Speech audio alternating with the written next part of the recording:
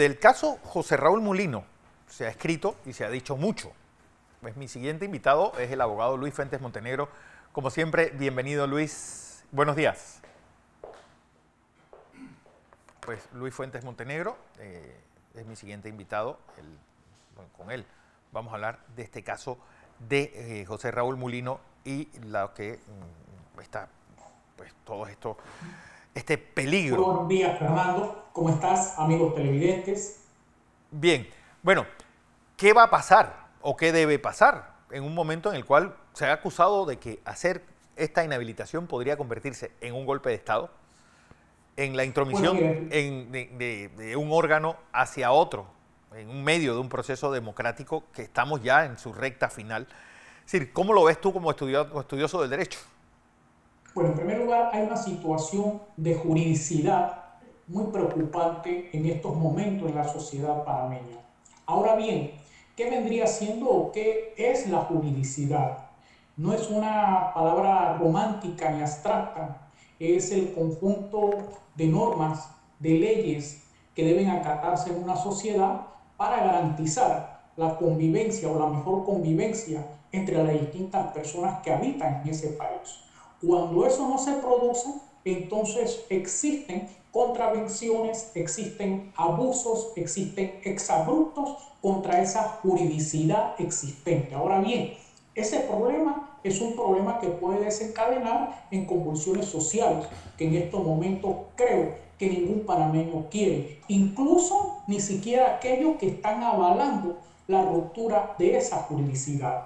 Mira, esta juridicidad viene siendo, o este problema de juridicidad viene siendo empujado por aspectos tales como lo siguiente. Uno, la politización del sistema judicial, específicamente en la esfera penal, y algunos actos del Tribunal Electoral o algunos actos de parcialidad del Tribunal Electoral, específicamente de los magistrados del Tribunal Electoral. Incluso he venido observando alguna participación de miembros de la Policía Nacional, el asunto de la embajada en Nicaragua, en donde hubo participación directa de la Policía Nacional, e incluso detenciones de uno o dos candidatos. Y estos elementos preocupan y deben preocupar al panameño, al inversionista, porque no es un aspecto solamente que va a tener resonancia dentro del aspecto político electoral, sino en la convivencia social y en el tema económico de las inversiones, del atractivo de la inversión extranjera y del desarrollo económico y social de este país. Mira, el problema de la juridicidad va mucho más allá de Ricardo Martinelli y de José Raúl Mulino. En el caso de Ricardo Martinelli podemos señalar así a grosso modo, por ejemplo, la violación del principio de especialidad, que dicho sea de paso, basta y sobra para que en un futuro, cuando estas situaciones puedan mejorar, esos procesos más allá de la causa por la cual él fue extraditado hacia Panamá o retornado hacia Panamá, son anulables de una forma absoluta esos procesos porque violentaron el principio de especialidad. Contra él hemos observado situaciones procedimentales preocupantes como abogado. Tenemos el tema de la notificación, el incumplimiento de la notificación en cuanto al fallo, a un fallo de casación penal. Tenemos que ahí no se cumplió con el protocolo diplomático. Tenemos el otorgamiento irregular de un carácter ejecutoriado de ese fallo cuando no se cumplieron las premisas procesales indispensables en un proceso. Aquí, en el caso de Ricardo Martinelli, no se trata solamente de que, bueno, le violentaron los derechos y no se cumplieron con ciertos procedimientos que deben cumplirse normalmente en el caso porque sea Ricardo Martinelli, sino porque al violentársele a él se han creado precedentes que se pueden violentar a cualquier otra persona. Ahora resulta el caso de la celeridad con la cual se admite un recurso o una acción de inconstitucionalidad para obtener la inhabilitación, o más que la inhabilitación, la exclusión de José Raúl Mulino dentro del torneo político electoral. Y esto es aberrante porque violenta premisas procesales y premisas constitucionales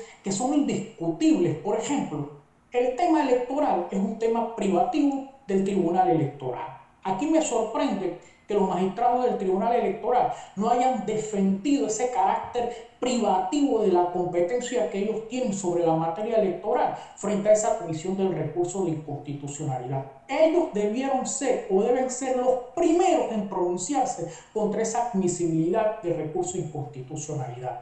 Lo grave de esa admisibilidad de recurso o de la acción de inconstitucionalidad es que pone o supedita al Tribunal Electoral por debajo del Tribunal de la Corte Suprema de Justicia, siendo dos entes equivalentes en jurisdicciones completamente distintas, la Corte Suprema por un lado y el Tribunal Electoral en cuanto a la jurisdicción jurídica electoral. Entonces esto se ha trastocado completamente. Ese recurso de inconstitucionalidad no solamente busca excluir a José Raúl Molino del torneo electoral, sino que está afectando el orden jerárquico jurídico del Tribunal Electoral. Entonces, a mí me parece que en medio de un torneo electoral estas actuaciones son peligrosas. Peligrosas porque se admite ese recurso o esa acción de admisibilidad y sin embargo estamos en estos momentos en el desarrollo del torneo electoral y no hay una decisión sobre el fondo de ese recurso de inconstitucionalidad que desde mi punto de vista debió ser rechazado y debe ser rechazado de forma contundente. Mira, el tema de José Raúl Molino o en el tema de José Raúl Molino hay tres normas que desde mi punto de vista son fundamentales. El artículo 177 de la Constitución Nacional, que dicho sea de paso parece ser el fundamento jurídico para esa acción exabrupta de inconstitucionalidad. En ese artículo existen tres aspectos fundamentales: el tema del sufragio, el tema de la mayoría de votos y el tema del periodo de 5 años que se aplica tanto al presidente como al vicepresidente de la República. Ese artículo 177 de la Constitución Nacional en ningún momento prevé o contempla o valora la situación en donde un suplente o el caso del vicepresidente de la República asciende a la primacía o a la candidatura presidencial dentro de una fórmula presidencial, como ocurrió en el evento de José Raúl Molino. Recordemos lo siguiente, amigos televidentes. José Raúl Molino es el candidato a vicepresidente de la República. El candidato presidencial era o lo era Ricardo Martinelli. Ricardo Martinelli es excluido, pienso yo que por razones de fondo, y queda fuera del torneo electoral. José Raúl Molino cumple con todas las premisas constitucionales, dos de ellas fundamentalmente. Uno, fue designado por el candidato presidencial que era Ricardo Martinelli, y dos, cumplió con las aprobaciones internas de los partidos políticos, el partido Realizando Meta y el del partido Alianza, y cumplió con el cumplimiento y las aprobaciones del propio Tribunal Electoral. La condición de José Raúl Molino no es la de un candidato presidencial per se o desde el principio. Él es un candidato que en suplencia, en virtud de la exclusión de Ricardo Martinelli, asciende a candidato presidencial. Entonces, ¿y dónde está fundamentado esta situación o este ascenso de José Raúl Molino como candidato presidencial? Sencillo, en el artículo 362 del Código Electoral. Hay que leer sencillamente, hay que interpretar las normas como las normas fueron construidas. Lo que no se puede hacer y se está haciendo en la sociedad panameña en estos momentos, en medio del torneo político, que las disposiciones se están interpretando y se están aplicando con propósitos políticos. Aquí el fondo pareciera ser excluir a José Raúl Molino porque uno o dos candidatos sienten que verdaderamente Molino tiene opciones de convertirse en el próximo presidente de la República. Entonces no se hagan elecciones sencillamente. Claro. Y quien quiera ser presidente de la República, pónganlo allí de dedo y asunto resuelto, y digamos que hay dictadura, digamos que la democracia es un parapeto, y digamos sencillamente que no es necesario que la gente vaya a votar para burlarse ese derecho que tiene la ciudadanía de escoger entre distintas opciones, independientemente si estemos de acuerdo o no estemos de acuerdo. Eso es democracia. Lo que no es democracia es lo que se está haciendo, de excluir candidatos con posibilidades de triunfo para favorecer a otros. Ahora bien, se habla de que, bueno, José Raúl Molino no tiene un vicepresidente, pero es que eso no es ningún problema. Claro. Porque el artículo 187 de la propia Constitución Nacional